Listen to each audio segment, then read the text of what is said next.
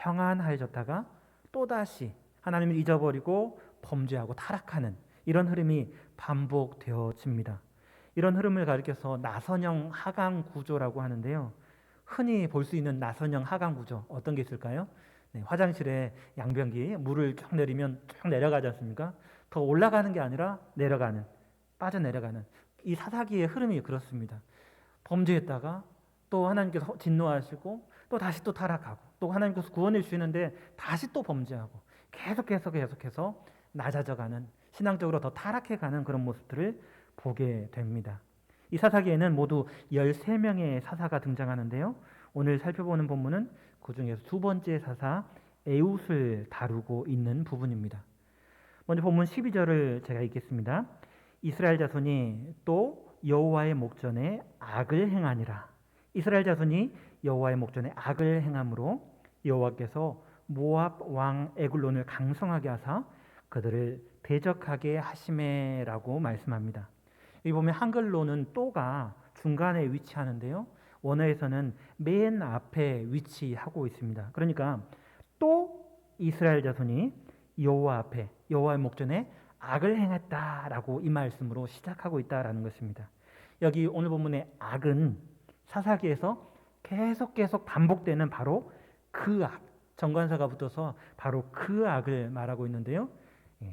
어떤 악인가? 바로 우상을 숭배하는 우상 숭배의 죄악을 말씀하고 있는 것입니다. 하나님께서는 출애굽할 수 있도록 출애굽하도록 인도해 주셨고요. 또 계명을 주셨고 법을 주셔서 이스라엘 백성들을 하나님의 백성, 하나님의 자녀, 하나님의 백성 삼아 주셨는데 바로 그 은혜를 입은 하나님의 백성이 하나님께서 가장 싫어하시는 악, 하나님께서 금지하셨던 바로 그 악, 우상 숭배를 하고 있다라는 것입니다. 그것이 한 번이면 한 번도 안 될 일인데 그게 반복해서 오늘 보면 또라고 표현하고 있죠. 또 여호와의 목전에 그 악을 행하고 있다라는 것입니다. 정말 위대하신 하나님의 능력, 하나님의 그 놀라운 권능을 직접 보고 느꼈던 이스라엘 백성들이 하나님께서 택하신 백성으로 말미암아 이제 가나안에 거하고 있는 그 이스라엘 백성들이 또 악을 행한다라는 것입니다. 이 표현에서 참 당황스러운 느낌을 발견할 수 있습니다. 어떻게 그럴 수 있을까요? 하나님께서 그렇게 놀라운 은혜를 베풀어 주셨는데 그 권능의 팔로 이끌어 주셨는데 또 악을 행하고 있는 것입니다. 우리는 어떻습니까? 정말 아무런 조건 없이 하나님께서 이스라엘 백성들을 구원하신 것처럼 예수 그리스도를 믿는 우리, 어떤 자격이 아니라 어떤 행함이 있어서가 아니라 무엇을 해서가 아니라 오직 은혜로, 오직 믿음으로 예수 그리스도로 말미암아 우리를 하나님의 자녀 삼아 주셨는데 혹시 오늘 본문의 이스라엘처럼 또 하나님을 잊어버리고 또 하나님께서 싫어하시는 그 악을 반복하고 있지는 않습니까? 이 악한 일, 우상 숭배, 이것은 고대에 그랬던 것처럼 우상을 세우고 무언가를 만들고 그 앞에 절하는 것만을 말하는 것은 아닙니다. 하나님보다 다른 무엇을 앞세우고 하나님을 앞세우고 하나님을 따라가야 되는데 하나님이 아니라 또 다른 무언가를, 어떤 사람이 될 수도 있고요. 또는 내 자신이 될 수도 있습니다. 하나님보다 내가 더 앞서가지고 그렇게 행하면서 그것이 마치 행복인 양, 그것이 마치 즐거움인 양 행하는 모든 것들이 바로 하나님께서 싫어하시는 그 우상 숭배의 죄악인 것입니다. 우리는 어떻습니까?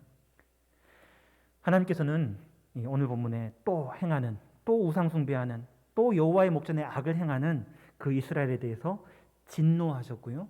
그래서 하신 것이 무엇인가?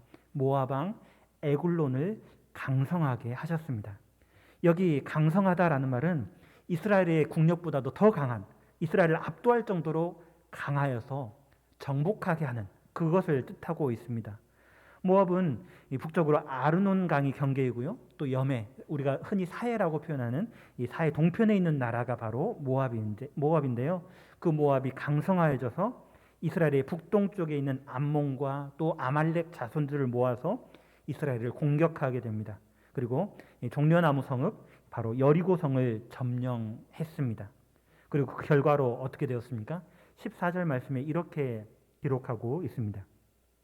이에 이스라엘 자손이 모압 왕 에글론을 18해 동안 섬기니라라고 기록합니다. 여기 이스라엘 자손이 모압 왕 에글론을 섬기게 되었는데요. 사실 여기서 오늘 본문에서 모압이 등장하는 것이 조금 당황스럽습니다. 왜냐하면 모압은 가나안의 거민이 아니기 때문입니다. 사사기 앞부분에 쫓아내지 못한 가나안 거민들이 나오는데요. 그들은 분명하게 이스라엘이 싸워야 했고요. 몰아내야 할 적이었습니다. 하지만 모압은 어떤가 하면 가나안에 사는 가나안 거민이 아닙니다. 누군가 하면 아브라함의 조카 롯 아시죠? 그 롯의 후손이고요. 이스라엘과는 먼 친척과도 같은 민족이 바로 모압 민족입니다. 그런데 그 모압이 강성하여져서 동맹군과 함께 이스라엘을 공격했고요. 종려나무 성읍 여리고를 점령하게 된 것입니다. 이스라엘이 출애굽에서 가나안 정복을 시작했을 때 가장 먼저 정복했던 것이 바로 여리고였는데 이제 모압이 이스라엘 친척이라고 할 수 있는 그 모압 민족이 여리고를 점령해 버렸다라는 사실입니다. 그리고 이스라엘이 18해 동안 이 모압 왕 에글론을 섬기게 되었습니다. 여기 섬긴다라는 말은 종으로서, 노예로서 일하는 의미로서 열심히 일해가지고 수확을 모으면 그것들을 모압에 갖다 바친다라는 것입니다. 그렇게 모압을 섬겼다라는 것입니다. 이 일이 얼마나 힘들고 고통스러웠는지 이스라엘은 이제 여호와 하나님께 부르짖게 되고요. 하나님께서는 그 부르짖는 이스라엘을 향하여서 그들을 위해서 구원자를 세우게 되시는데요. 그가 바로 누군가 베냐민 사람 게라의 아들 왼손잡이 에훗이라고 15절에서 그렇게 말씀하고 있습니다. 그리고 그 에훗을 통해서 하나님께서 어떻게 이스라엘을 구원하셨는지 쭉 30절까지 기록하고 있는데요. 그런데 또 다시 이 부분을 살피면서 에훗이 했던 그 일들이 다시 한번 우리를 당황스럽게 만듭니다. 에훗 이전의 사사가 바로 온니엘인데요. 그 이름의 뜻이 무엇인가 하면 하나님의 힘, 하나의 이스라엘 이런 의미로 볼 수가 있습니다. 그러니까 하나님께서 구원자를 세우셨는데 그 구원자의 정말 적합한 이름인 것 같습니다. 하나님의 힘을 가지고 구원하신다. 정말 멋진 이름인 것 같습니다. 그리고 그 온니엘이 했던 일도 10절 말씀처럼 여호와의 영이 임하셨으므로 사사가 되어 나가서 싸울 때 하나님께서 메소보다미아 왕을 넘겨주심으로 이겼다라고 기록하고 있습니다. 그런데 에훗은 어떻습니까? 온니엘은 정말 멋지고 정정당당하게 그렇게 하나님의 구원을 보여주는 것 같은데 에훗은 조금 이상합니다. 에훗이란 이름은 연합되다라는 그런 의미인데요. 이 베냐민 사람 왼손잡이 에훗이라고 15절에 말씀하고 있습니다. 베냐민이 무슨 뜻인지 잘 아시죠? 바로 오른손의 아들, 행복의 아들이라는 의미를 가지고 있는 것이 바로 베냐민이고 또 베냐민 족속의 이름을 이렇게 나타내고 있습니다. 그런데 베냐민 지파의 에훗은 어떤 사람인가? 에훗은 왼손잡이였다라고 기록하고 있습니다. 오른손의 아들이 행복의 아들이라고 한다면 왼손잡이는 어떤 의미일까요? 성경에 살펴보시면 이 오른손이라는 단어가 사용된 구절이 많이 나타납니다. 특별히 여호와의 오른손이라는 표현도 눈길을 끄는데요. 하나님께서 자신의 백성을 축복하실 때 어떻게 축복하시겠나? 이사야 62장 8절과 9절에 이렇게 말하고 있습니다. 하나님께서 어떤 손으로 축복하시는가? 여호와께서 그의 오른손으로 축복하신다라고 말씀하고 있습니다. 또 출애굽기 15장 6절에 보시면 오른손으로 그 원수들을 자기 백성들의 원수들을 멸망시키신다라고 표현하고 있습니다. 또 시편 16편 11절에 보시면 그 오른손에 영원한 즐거움이 있다라고 말씀하고 있습니다.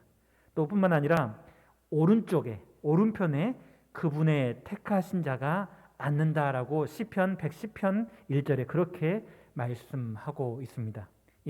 하나님의 오른손 어떤 손인가요? 바로 권능과 영광과 축복의 손이 바로 하나님의 오른손입니다. 그렇기 때문에 하나님께서 이스라엘을 구원하신다라고 하면 오른손잡이 구원자여야 할 것 같습니다. 그런데 오늘 본문은 특별히 에훗은 오른손잡이가 아니라 왼손잡이라고 말을 하고 있습니다. 사실 통계적으로 10사람 중에 한 사람이 왼손잡이라고 하는데요. 오늘날에는 왼손잡이 전용 가위도 있고요. 또 우리 컴퓨터 많이 사용하시지 않습니까? 그래서 컴퓨터 사용할 때 오른손잡이용 마우스는 좀 불편합니다. 왼손잡이에게는. 그래서 왼손잡이 전용 마우스도 출시가 되고 있고요. 또 오른손잡이와 왼손잡이를 구별하지 않는, 차별하지 않는, 그래서 그런 것들을 고치려고 하는 여러 가지 시도들이 있는데요. 그렇게 왼손잡이들의 불편함을 이해하려고 하는 그런 노력이 있다라는 것은 오히려 그런 차별이 있다. 오른손잡이에게 주지 않은 왼손잡이에게만 있는 그런 차별들이 있다라는 것을 보여주는 반증으로 이해할 수가 있습니다. 오늘날에도 정말 많이 고쳐지고 있는 오늘날에도 그러한데 고대에는 어떠했을까요? 고대에서는 왼손잡이는 어색한 것, 이상한 것을 넘어서 수치스러운 것으로 여겨졌습니다. 또 장애를 가진 것으로 취급되어졌습니다. 오늘 본문도 에웃을 왼손잡이로 번역하고 있는데요.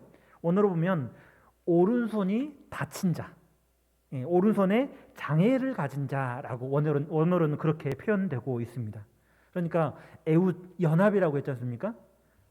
혹시 손이 어떻게 됐는지 잘 모르겠습니다. 연합되어서 손가락 가락이 움직이지 않았던지 어떤 형태인지는 정확하게는 알 수 없습니다. 하지만 이름의 뜻이라던가 성경에서 표현하는 그 표현을 통해서 에웃에게 어떤 어려움이 있었는지 조금은 짐작해 볼 수 있지 않은가 싶습니다.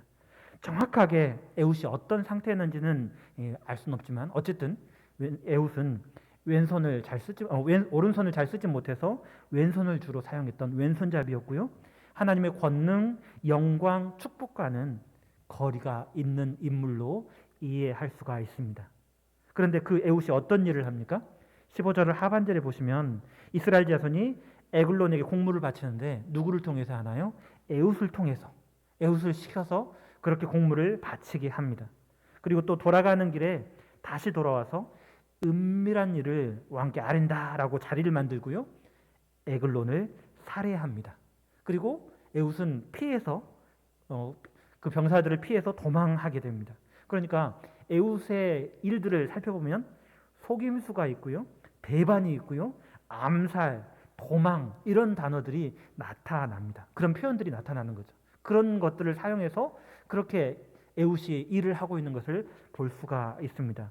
모두 정정당당하거나 떳떳하거나 올바르거나 이런 것과는 약간의 거리가 있는 것 같습니다. 오히려 에웃과 반대로 오히려 모압 왕 에글론에 대해서 성경은 매우 비둔한 자라고 17절의 말씀에 모압은 에글론은 매우 비둔한 자였더라라고 기록하고 있는데요.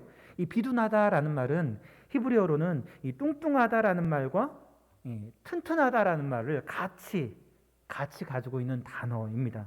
그러니까 에웃은 굉장히 비열하게 행동하는 것처럼 보이는데 그 에웃의 적이 되는 이스라엘의 적이 되는 에글론은 굉장히 튼튼한 그런 사람으로 볼 수가 있다는 거죠. 또 뿐만 아니라 에웃과 이스라엘 자손이 죽인 모압 사람 약 10,000명에 대해서 또 그렇게 표현하고 있는데 29절에 보시면 모두 장사요, 모두 용사라라고 기록하고 있습니다.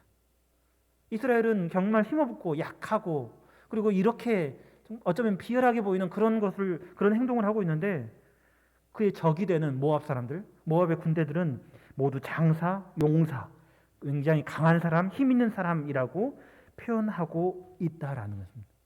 그런데 하나님께서는 어떻게 하시는가? 이런 사람들, 모압과 이스라엘 사이에 에웃, 특별히 오른손에 장애가 있다라고 표현되는 이 에웃, 수치의 사람, 장애의 사람, 에웃을 통해서 모압의 머리라고 할 수 있는 에글론을 무찌르게 하셨고요. 바로 그 에웃을 통해서 이스라엘을 구원하셨음을 오늘 본문에서 발견하게 됩니다.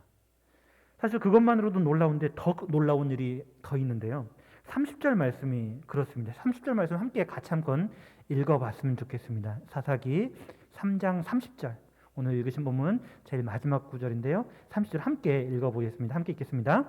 그날에 모압이 이스라엘 소야에 굴복하매 그 땅이 80년 동안 평온하였더라. 아멘. 그 땅이 이스라엘이 가나안 땅이 80년 동안 평온하였다라고 기록을 하고 있습니다. 이 기간은 사사기에 기록한 이스라엘이 평온한 기간, 이스라엘의 평화가 임했던 그 기간 가운데 가장 오랜 시간이 바로 오늘 본문에 기록한 이 80년입니다. 참 이제까지 이렇게 본문을 살펴보는데요. 이스라엘이 또 그 악을 행한 것, 또 악을 행한 것, 그것도 그냥 악이 아니라 바로 그 악, 우상 숭배의 악을 행한 것도 정말 당황스러운데요.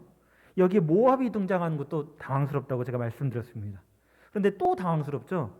거기 왼손잡이 에훗, 하나님께서 사사를 세우는데 어떤 사사인가? 바로 왼손잡이 에훗이 사사로 세워지는 것도 굉장히 당황스럽고요. 그 왼손잡이 에훗이 하는 행동들, 속임수, 배반, 암살하고 또 정정당당하게 싸우는 것도 아니고 도망칩니다. 이 도망하는 그런 모습들도 정말 당황스러운데요. 그런데 그 에훗을 통해서 하나님께서 이스라엘을 구원하시고 어떤 평안인가? 사사기에 나타나는 그 역사 가운데 가장 오랜 평안을 주시는 것도 정말 당황스럽고 놀랍습니다. 왼손잡이 에훗을 통해서 바로 그를 통해서 이스라엘을 구원하신 이 사건, 오늘 함께 읽어본 이 사건은 우리에게 하나님의 방식, 하나님의 방법이 다양하다라는 것을 알려주고요. 또 하나님의 방법이 때로는 우리에겐 당황스러울 수 있겠다, 당황스러울 수도 있겠다라는 것을 생각하게 해줍니다. 하나님께서 어떻게 일하셨는가, 하나님께서 어떤 방식으로 일하셨는가 하면 우리는 가장 먼저 예수님에 대해서 생각해 볼 수가 있는데요. 우리는 우리를 구원하시는 그 하나님의 방법, 곧 메시아 예수 그리스도를 통한 이 방법에 대해서 예수님에 관해서 기록한 예언의 일부를 읽어보려고 합니다. 잘 아시는 이사야서 53장 1절부터 3절 말씀인데요. 제가 읽겠습니다. 우리의 전한 것을 누가 믿었느냐? 여호와의 팔이 누이게 나타났느냐? 그는 주 앞에서 자라나기를 연한 순 같고 마른 땅에서 나온 줄기 같아서 고운 모양도 없고 풍채도 없은즉 우리의 보기에 흠모할 만한 아름다운 것이 없도다. 그는 멸시를 받아서 사람에게 실어버린 바 되었으며 간고를 많이 겪었으며 질고를 아는 자라. 마치 사람들에게 얼굴을 가리우고 보지 않음을 받은 자 같아서 멸시를 당하였고 우리도 그를 귀히 여기지 아니하였도다라고 그렇게 기록하고 있습니다. 이 말씀에 이 마른 땅에 나온 줄기가 어떤가요? 좀 풍족한 땅에서 나온 줄기는 생기가 있고 좀 좋아 보일 것 같지 않습니까? 하지만 비쩍 마른 그 땅에서 나온 새싹, 그 줄기 어떨까요? 좀 보잘것 없을 것 같습니다. 바로 예수님이 그랬다라는 거예요. 예수님께서 고운 모양도 없고 풍채도 없다라고 오늘 이사야는 그렇게 예언을 합니다. 좀 이상하지 않습니까? 우리가 보아왔던 예수님을 다루는 영화, 드라마 그리고 여러 가지 영상들에서는 예수님을 연기하는 연기자가 정말 멋지고 잘생겼지 않습니까? 코도 오똑하고요, 피부도 좋고요, 정말 미남으로 보입니다. 하지만 성경은 예수님이 흠모할 만한 아름다운 것이 없다라고 말씀해 줍니다. 또 그 예수님께서 당하신 일들은 어떤가요? 간고를 많이 겪었으며 질고를 아는 자라. 멸시를 당하였고 우리도 그를 귀하게 여기지 아니하였다라고 말씀합니다. 하나님의 아들이 정말 우리 생각에 이스라엘 백성들이 또 어떻게 생각했을까요? 하나님의 아들이 친히 이 세상에 올 것이다. 또 하나님의 구원자가 저주와 수치의 상징인 십자가의 형벌을 받을 거라고 누가 상상할 수 있었을까요? 하지만 하나님께서는 예언자를 통해서 그렇게 예언하셨죠. 그 말씀을 계속 읽고 묵상했지만 여전히 이스라엘 백성들은 메시아가 그렇게 오실 거라는 걸, 십자가에 달려 죽으실 거라는 것에 대해서는 전혀 생각지 못했다라는 것입니다. 하나님께서는 왼손잡이 에훗을 사사로 세우셨고요, 이스라엘을 구원하셨는데 바로 그 하나님께서 우리를 어떻게 구원하셨는가? 그분의 아들 예수 그리스도의 고난과 부활하심으로 우리를 하나님의 자녀로 삼으셨습니다. 정말 이해할 수 없는 예수님의 십자가로 말미암아 우리의 생명을 구원하신 놀라운 구원의 역사를 이루셨습니다. 그런데 여기서 하나님의 방법이 끝나지 않습니다. 그 하나님의 방법은 계속되는데요. 우리가 잘 아는 성경 말씀을 제가 한번 읽어드리도록 하겠습니다. 고린도전서 1장 26절에서 29절 말씀인데요. 제가 읽어드리겠습니다. 형제들아, 너희를 부르심을 보라. 육체를 따라 지혜로운 자가 많지 아니하며 능한 자가 많지 아니하며 문벌 좋은 자가 많지 아니하도다.